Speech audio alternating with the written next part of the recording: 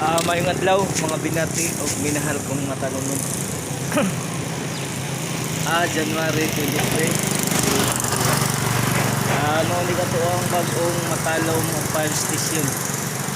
Gi-construct pa guys sa hapit na 100% nga mahuman. Guys, ano ni ang gamiton nga matalom o fire station diri sa lungsod sa Matalom. Kami guys national nga budget, pero ang luna na ini gikan sa ang NGO. Ang kamot ang ating mayor Eric Espahulyo nga hatagan luna ang Matalom fire station aron din mahutna ang buwan ang building pagkasimuon diri sa national nga budget.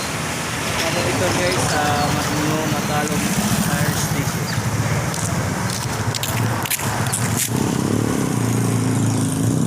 Okay guys, mauna ni ang bagong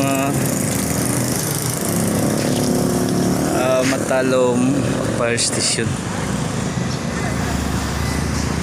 Hapit na ni siya guys. Hapit na ni mahuman ang ato ang Matalom na. Muna.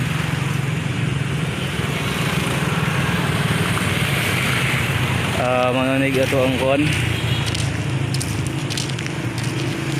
Matalom fire station nga bago diri sa ato ang lungsod. Di pa ni kuan siya guys totally 100%, pero hapit na ni mahuman basig mga February guys na mao ni ang ato ang Matalom fire station. Okay guys, mao ni ang kilid. Okay, pahibalo sa tanan ang ato ang new Matalom fire station. Unya mukuan po ta sa 7-Eleven. Nadili ang pagkuan, nadili ang pag-open sa 7-Eleven kay tungod sa bagyong Odette diri sa tuwang lungsod. Mao nga. Okay, mao ni guys ang Matalom na Matalom fire station diri sa atong lungsod.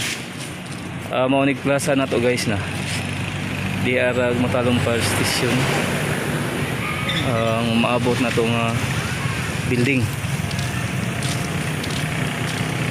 Mga guys na ongoing apit na de mga February mahuman ni yang ato pong 7-Eleven diri sa lungsod sa Matalom.